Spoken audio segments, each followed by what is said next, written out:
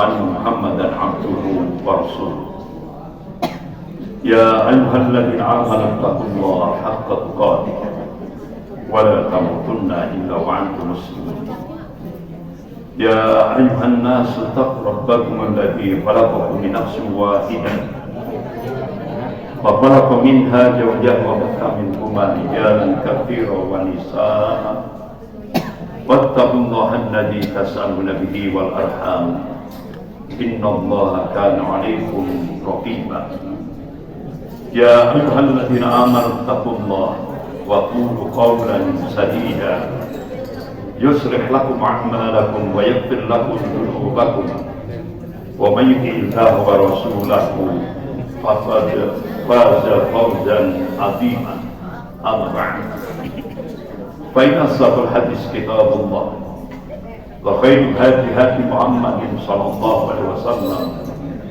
وشر الأمور محدثاتها وكل محدثة بدعة وكل بدعة ضلالة وكل ضلالة في النار.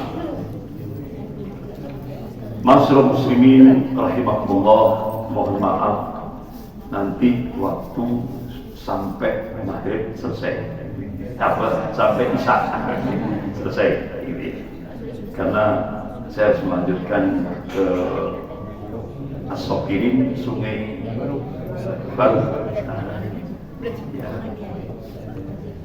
Insyaallah mudah-mudahan sampai isya selesai.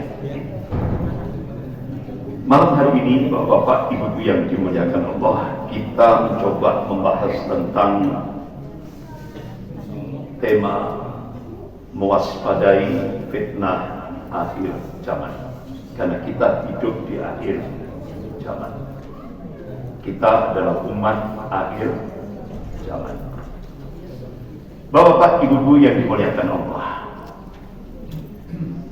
Rasulullah SAW dan satu hadis dari Hudzaifah bin Yaman radhiyallahu anhu.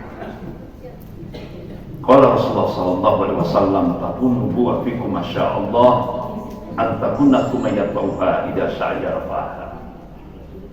Akan datang kepada kalian masa nubuwah. Ini periodisasi sejarah yang pertama, yaitu masa kenabian. Sesuai dengan apa yang dikehendaki oleh Allah Subhanahu wa taala. Dalam kitab-kitab sirah yang ditulis oleh ulama-ulama ahli sunnah, masa nubuwah kenabian kurang lebih sekitar 23 tahun, baik periode Makkiyah maupun periode Madinah. Kemudian Allah angkat jika Allah menghendakinya. ثم تكون خلافة على منهج النبوة فيقول ما شاء الله أن تكون ثم يرفعها إذا شاء يرفعها. Kemudian Allah munculkan periodisasi sejarah yang kedua, yaitu masa Khulafa Rasyidin, yaitu masa Khalifah Abu Bakar As-Siddiq radhiyallahu anhu. Dilanjutkan Khalifah Umar bin Khattab radhiyallahu anhu. Dilanjutkan Khalifah Utsman bin Affan radhiyallahu anhu. Dilanjutkan Khalifah Ali bin Abi Thalib radhiyallahu anhu. Dalam kitab Al-Bidayah wa Nihayah yang ditulis oleh Al-Imam Ibnu Katsir rahimahullah, bahkan pakar sejarah dunia Islam Syekh Profesor Dr. Ali Muhammad Salabi, masa Khulafaur Rasyidin kurang lebih 30 tahun. Itu sesuai dengan apa yang dikehendaki oleh Allah Subhanahu wa taala. Kemudian Allah cabut jika Allah menghendakinya. Tsumma takunu mulkan adzam fayaqulu masyaallah an takuna tsumma yafa'uha idza sa'a yafa. Kemudian Allah munculkan periodisasi sejarah yang ketiga, mulkan Allah, raja-raja yang menggigit. Syekh Profesor Dr. Ali Muhammad As-Salabi menulis tentang periode mulkan Allah, mulai dari Daulah Muawiyah, dilanjutkan Daulah Abbasiyah, yang puncak Al-Hadrah Islamiyah, peradaban Islam ada di Baghdad, Irak. Kemudian dilanjutkan Daulah Utsmaniyah yang puncak Al-Hadrah Islamiyah ada di Andalusia. Kaum muslimin membangun peradaban Islam Andalusia kurang lebih 800 tahun. Sehingga dunia Islam tahun 1600 Masehi menjadi barometer dunia. Sementara Eropa miskin, gelap, dan terbelakang. Dunia Islam megah. Menjadi barometer global, barometer dunia. Jadi golongan mukmin ini dikabarkan oleh Rasulullah SAW pernah memimpin dunia sepanjang 1353 tahun. Masa yang cukup panjang. Kemudian Rasulullah melanjutkan, "Tsumma takunu mulkan jabriyah fayakun masyaallah an takunna tsumma yarfa'uha idza sya'yarfa." Kemudian Allah munculkan periodisasi sejarah yang keempat di mana kita hidup sekarang ini, yaitu periode mulkan jabriyah, di mana seluruh dunia dipenuhi dengan penguasa-penguasa diktator, penguasa yang menyengsarakan rakyatnya, penguasa yang memaksakan kehendak bagi rakyatnya. Ini skopnya global, tidak hanya Indonesia, seluruh dunia. Qala Rasulullah SAW, "Innakum sataruna ba'da tarwamuran tunkiruna." Sepeninggalku nanti kalian akan menyaksikan aftar. Ulama-ulama hadis menafsirkan aftar itu penguasa yang zalim. Wa umuran tunkiruna, dan apa-apa yang kamu ingkari malah dimunculkan. Ini masa-masa yang berat di mana kita hidup sekarang ini. Masa yang cukup berat dialami oleh umat Rasulullah, bukan hanya Indonesia, seluruh dunia. Ini periodisasi sejarah yang keempat. Bahkan Allah tegaskan dalam surah Al-Imran ayat 140. A'udzubillahi minasyaitonir rajim, wa tilkal ayyamu nudawiluha bainan nas wa liya'lamu Allahu alladziina aamanu wa yattakhidha minkum syuhada wallahu la yuhibbudz dzalimin. Dan masa kejayaan dan kehancuran, masa kemenangan dan kekalahan Allah pergilirkan di tengah-tengah manusia ini, supaya dari situ bisa diambil ibrah pelajaran. Wa liya'lamallahu alladziina aamanu, dan Allah ingin menunjukkan bukti kebenaran ini pada hamba-hambanya yang amanu, yang beriman, yang muwahhid, yang mentauhidkan Allah dalam segala aspek kehidupannya. Wa yattakhidha minkum syuhada, dan pada saat periodisasi sejarah yang keempat di mana kita hidup ini, Allah menjadikan sebagian mukmin gugur sebagai syuhada, mati syahid. Wallahu la yuhibbudz dzalimin, dan Allah tidak mencintai orang-orang yang zalim. Sebagian mufassir menafsirkan wallahu la yuhibbudz dzalimin itu maknanya Allah tidak mencintai orang mukmin yang tidak mau berjuang di jalan Allah. Allah tidak cinta. Nah, surah Al-Imran ayat 140 ini mengabarkan begitu umat Rasulullah masuk pada periodisasi sejarah yang keempat ini, diganti kepemimpinan dunia dari golongan mukmin kepada golongan kafir sampai hari ini. Benar kan? Nyata.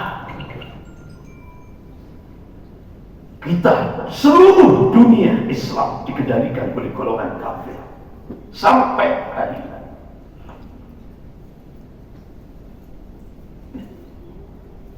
Bapak-bapak, ibu yang dimuliakan Allah. Nah, kalau kita saksikan sekarang ini contoh Indonesia sekarang dicengkeram oleh Cina dan Amerika. Benar kan? Itu dua negara adidaya. Kalau pada masa Rasulullah ada dua negara adidaya, Persia dan Romawi. Sekarang pada masa kita, Cina dan Amerika. Ini sunnatullah, sunnatul tadawul, pergantian kepemimpinan dunia. Sehingga akhirnya golongan mukmin pada periodisasi sejarah yang keempat tidak lagi sebagai subjek, tapi sebagai objek. Benar nggak? Bahkan kita yang mayoritas di Indonesia ini dipaksa untuk menjadi minoritas. Kita tidak lagi sebagai subjek. Karena Indonesia sekarang dikuasai oleh Cina yang sering disebut dengan oligarki, baik oligarki ekonomi maupun oligarki politik. Indonesia ini kita mayoritas, tapi yang mengendalikan Cina. Ini sudah masanya. Kemudian ini sesuai dengan apa yang dikehendaki oleh Allah. Kemudian Allah angkat jika Allah menghendakinya. Tsumma takunu khilafatul alamin haji nubuwah. Kemudian Rasulullah diam. Ini hadis rawahu Ahmad. Jadi pada masa periodisasi sejarah yang kelima ini, Allah akan munculkan Khalifatullah Al-Mahdi, Imam Mahdi. Tapi seluruh dunia sebelum beliau dimunculkan oleh Allah, seluruh dunia dipenuhi dengan ketidakadilan, kesewenang-wenangan, keboliman, kebobrokan moral, wazalazil, gempa-gempa di seluruh dunia. Baru Allah munculkan Khalifatullah Al-Mahdi. Rasulullah dalam kitab Sahih Muslim bab Al-Fitan bahasa 101, Imam Mahdi akan dibaiat di depan Ka'bah,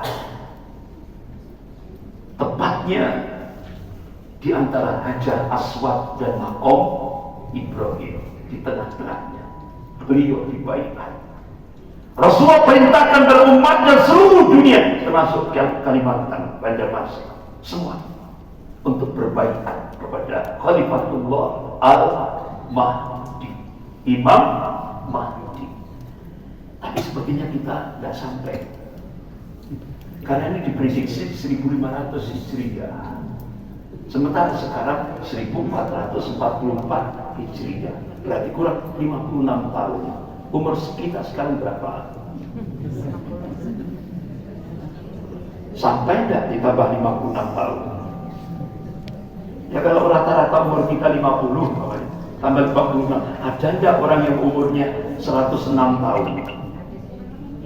Rasulullah sudah kabarkan rata-rata umur umatku baina sittin wa sab'in, antara 60 sampai 70. Rata-rata nggak sampai. Periode keempat biasa, periode kelima biasa. Insya Allah cicit-cicit kita yang akan merasakan. Bapak Ibu yang dimuliakan Allah, kita masa periodisasi keempat, Mulkan Jabriyah. Ini fitnah, ujian yang dahsyat. Ketika Rasulullah duduk bersama sahabatnya Abdullah bin Umar radhiyallahu anhu, kalian nanti akan menyaksikan fitnah Anas. Ya Rasulullah, apa yang dimaksud fitnah Anas? Qala, ya harbun wa harbun. Kalian nanti akan menyaksikan peperangan dan pelarian atau pengungsian. Sudah terjadi peperangan mulai dari Afghanistan, Irak, Suriah, Palestina, terus sampai sekarang Ukraina dan Rusia, terus peperangan. Sudah terjadi. Kemudian Rasul mengabarkan kalian nanti akan menyaksikan fitnah sarra, kemakmuran hidup. Artinya akan terjadi kekacauan perebutan sumber daya alam di seluruh dunia dengan peperangan. Tapi di Indonesia lain, bahasanya bukan perang militer, tapi bahasanya elegan, halus. Kalau dulu privatisasi, itu penjajahan kan ya Pak. Sekarang apa? Kalau dulu privatisasi, sekarang investasi, ya kan? Itu penjajahan gaya baru, bahasanya diperlunak. Kalau bahasa militer itu perang militer, non militer. Kalau bahasa intelijen, perang asimetris tanpa persenjataan. Cukup dengan Ben Amplop Ipin Puls. Sehingga Cina masuk ke Indonesia bisa menguasai semua lini kehidupan tanpa perang. Cukup dengan Men Amplop Ipin Puls. Tahap pertama, Cina memberikan bantuan hutang ke Indonesia 647 triliun. Syaratnya agama harus dipinggirkan dan kehidupan berbangsa dan bernegara. Sehingga muncul sebuah nota diplomatik dengan kode French Beijing 1448. Kementerian Luar Negeri Cina, Kementerian Luar Negeri Amerika sepakat ingin menjadikan Indonesia menjadi negara sekuler. Agama dipinggirkan dan kehidupan berbangsa dan bernegara. Sudah terjadi. Sekarang sudah merambah ke ormas. Ormas Islam disekulerkan. Sebentar lagi masyarakatnya akan disekulerkan. Sebentar lagi keluarga muslim akan disekulerkan. Sehingga kalau Indonesia berhasil menjadi negara sekuler, itu entry point, pintu masuk kebangkitan komunis. Itu logika politik.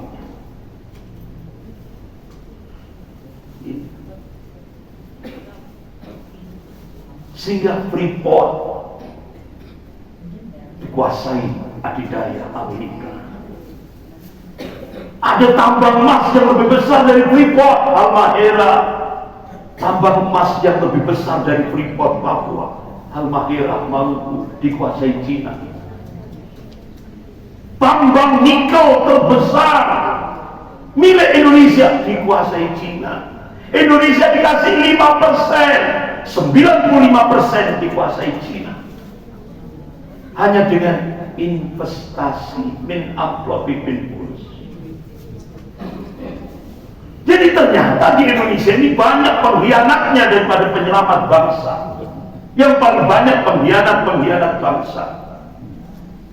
Contoh ketika saya diundang di LNG Bontang, khutbah Idul Fitri kemarin, akhirnya muncul pada saat persidangan Jenderal Sambo, Ismail Bono nyanyi, saya sudah store ke Kabareskrim Mabes Polri 90 miliar. Itu yang terlihat, yang dibawa di balik layar. Akhirnya mantan Ketua KPK Pak Bram Samad ngomong, itu kalau benar-benar diungkap, dari Bontang itu Indonesia punya kekayaan rutin 3.500 triliun. Itu duitnya kemana? Itu kalau benar-benar itu dimanage oleh orang pejabat yang amanah. Hutang Indonesia ke Cina 7.430 sekian triliun akan lunas. Dan seluruh warga negara, tiap kepala keluarga akan disantuni oleh negara tiap bulan 20 juta rupiah. Itu baru Bontang saja. Belum nikelnya, belum emasnya, belum minyaknya. Indonesia kaya raya, tapi ternyata pengkhianat bangsa lebih banyak daripada penyelamat bangsa. Bahkan sering ketika saya diundang di Universitas Banjarmasin, saya sampaikan di depan mahasiswa, ini Kalimantan ini sudah dimonitoring oleh dunia, negara adidaya. Ini di bawah bumi, di Kalimantan ini ada bahan yang paling mahal tingkat dunia, apa? Uranium. Makanya Kalimantan menjadi incaran negara-negara adidaya, terutama Cina. Kalimantan. Makanya kenapa orang-orang Cina daratan banyak masuk ke hutan-hutan Kalimantan. disembunyikan ke hutan-hutan Kalimantan. Sampai 2020 10 juta.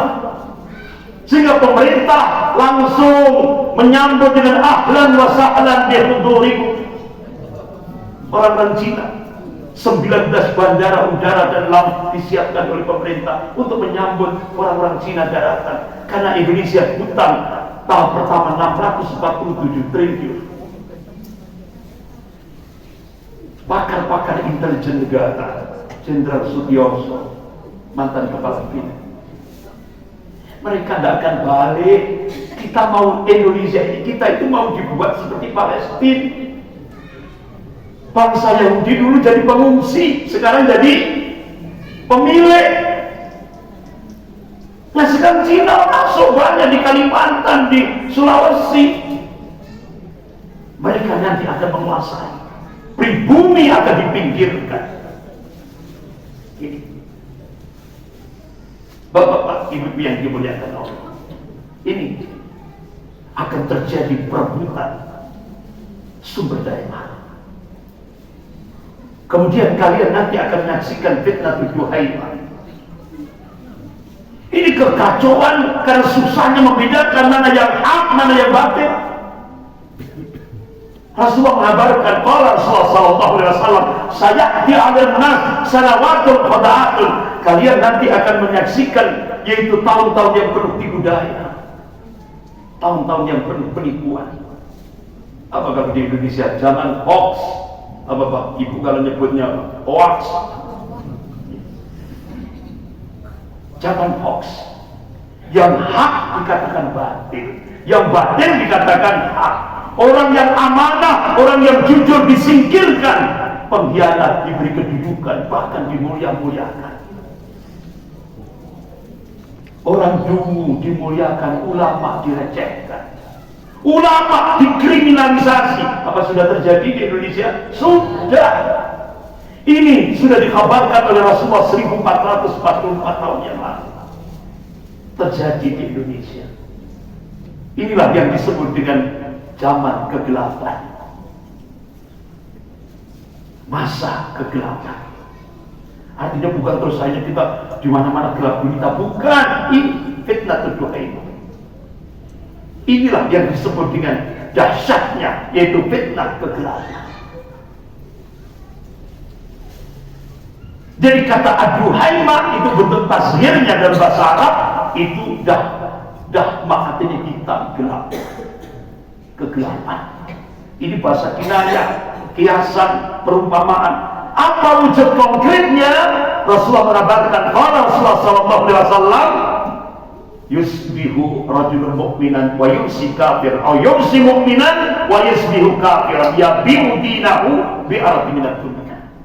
Ini hadis sahih riwayat Muslim. Jadi kalau fitnah Duhaimah itu sudah terjadi, umat Rasulullah kondisinya pagi beriman, sore sudah jadi kafir, atau sore beriman, paginya jadi kafir. Wahai kenapa?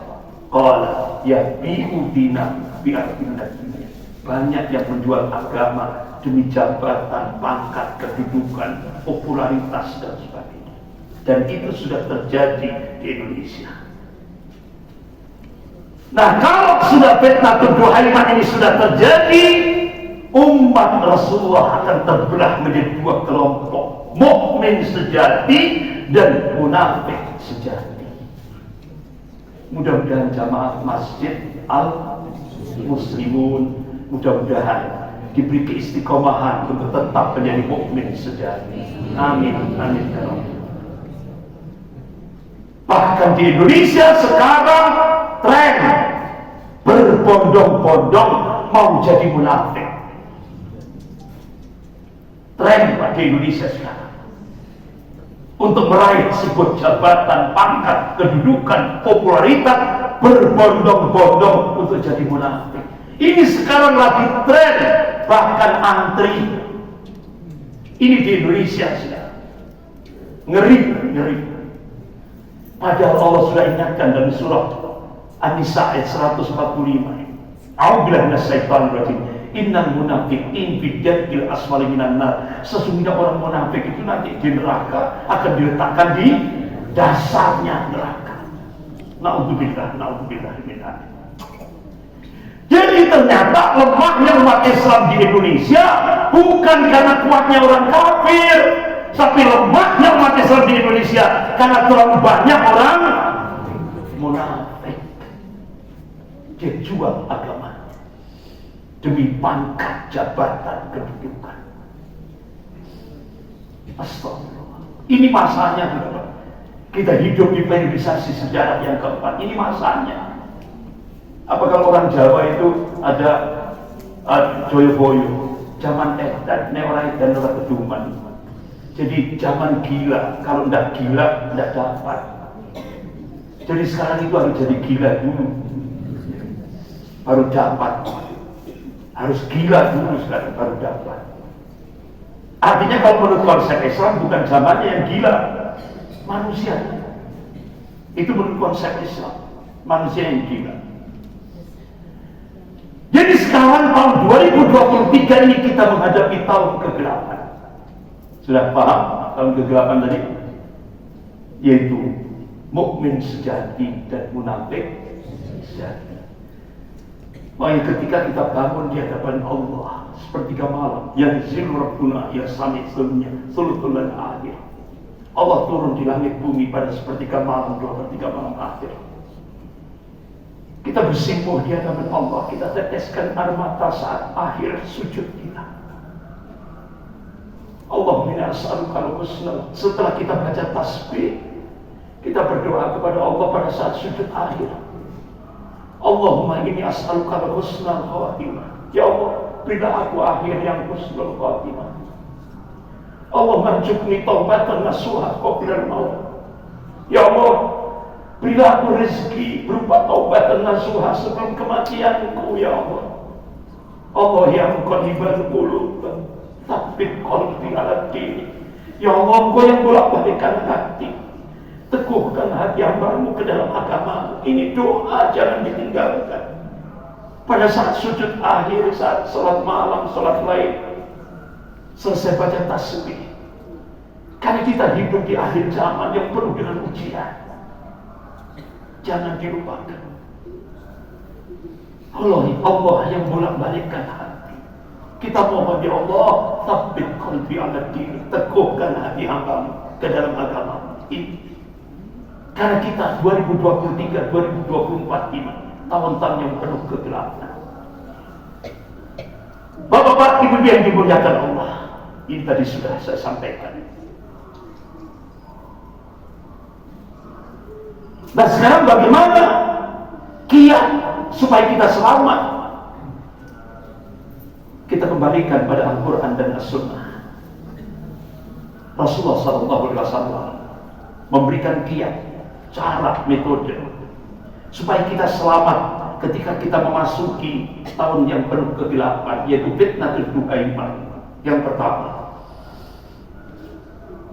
al-mubaddirah bi'amal, bersegera beramal soleh, jangan ditunda-tunda. Ini yang pertama.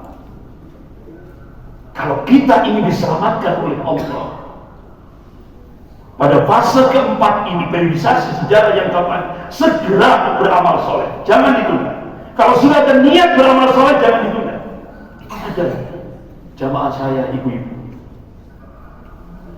dia hari ini berniat sudah beramal soleh, tidak tahunya sore hari dia berubah.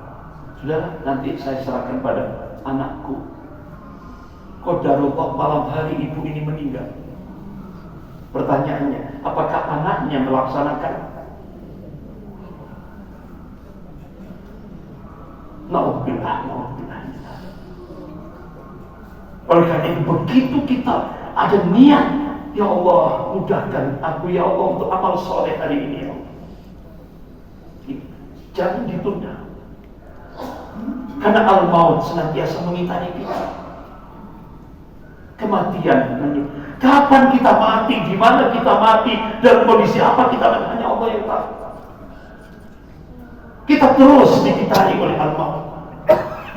Oleh karena itu, kalau sudah ada niat beramal soleh, segera, jangan ditunda. Kenapa? Kalau kita sudah al-maut menjemput kita, jenazah sudah dimasukkan ke lubang kubur, keluarga pulang, harta pulang, yang ikuti kita adalah amal soleh.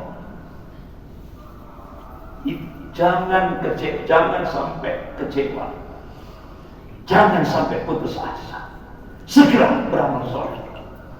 Kemudian yang kedua, kalau kita kepingin selamat pada periodisasi sejarah yang keempat ini, Rasulullah perintahkan at-tamassuk bi sunnah, berpegang pada sunnah Rasulullah SAW. Kenapa? Rasulullah mengabarkan, Rasulullah SAW, fa innahu man ya'ish minkum fasayara ikhtilafan katsiran. Sepeninggalku nanti kalian akan menyaksikan ikhtilaf, perselisihan yang banyak. Dan itu sudah terjadi, sudah kita saksikan bersama. Oleh karena itu Rasulullah memberikan nasihat, memberikan taujih, memberikan wasiat.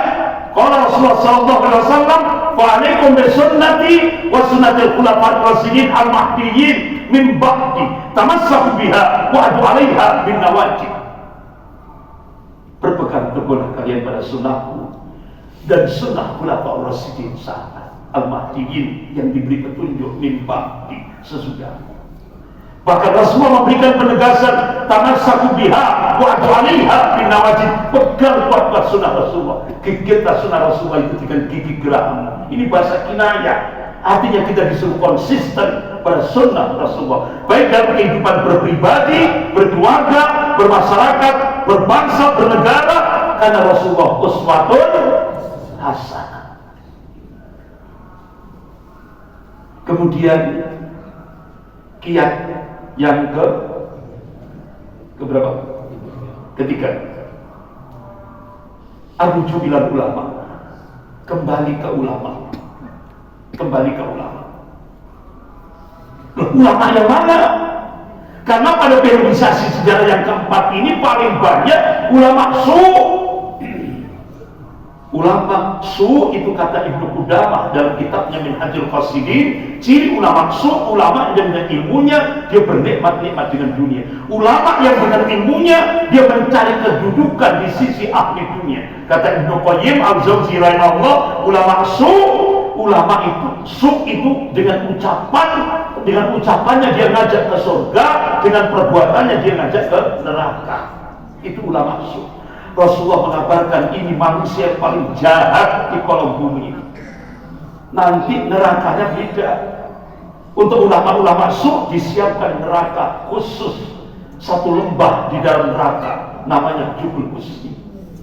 Dan neraka sendiri 400 kali sehari semalam mohon perlindungan kepada Allah dari dahsyatnya lembah neraka Jubul Husni yang dipersiapkan untuk ulama su.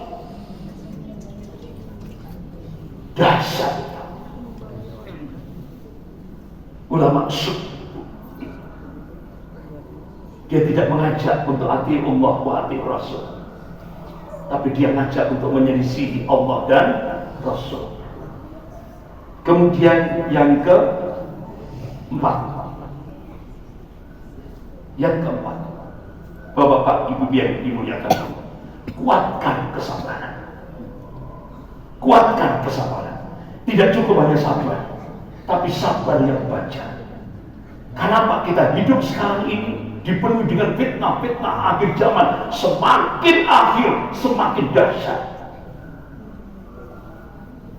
Jadi nanti terus kebobrokan moral, kedoliman, kesewenang-wenangan, ketidakadilan semakin hari semakin meluas di mana-mana. Hasad, kedengkian semakin meluas di mana-mana.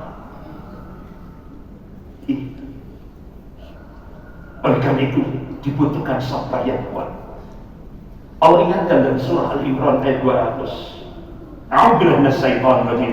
Ya ayyuhalladzina amanu isbiru wasabbiru warabbitu wattaqullaha la'allakum tuflihun. Hai orang-orang yang beriman, bersabarlah. Ternyata kata Allah belum cukup dengan sabar itu.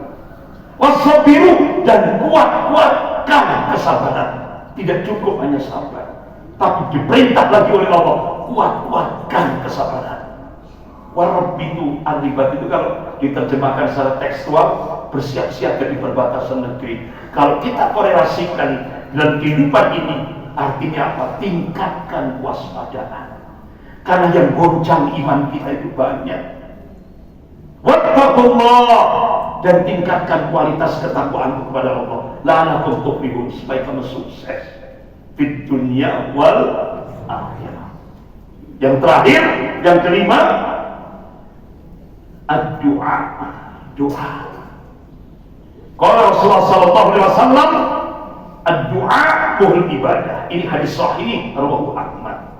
Tapi di masyarakat kita ada ad-du'a silahul mukmin, doa senjatanya mukmin. Ini hadisnya dhaif, lemah. Nah, kapan kita doa? Yaitu saat tahiyat akhir. Selesai baca sholawat kepada Nabi, kita berdoa, Allahumma inni a'udzubika min adzabi jahannam wa min adzabil qabr wa min fitnatil mahya wal mamat wa min syarri fitnatil masiihid dajjal. Jangan dilupakan. Ya Allah, aku berlindung kepada Engkau ya dari azab jahannam. Aku berlindung dari kepada Engkau ya Allah dari azab kubur. Aku berlindung kepada Engkau ya Allah dari fitnah pada saat kami hidup dan pada saat kami mati. Aku berlindung kepada Engkau ya Allah dari fitnah al-masiihid dajjal. Mudah-mudahan apa yang kita bahas ini mendapat ridho dari Allah Subhanahu wa taala. Amin ya rabbal alamin. Sekian kita akhiri dengan doa kafarat majelis.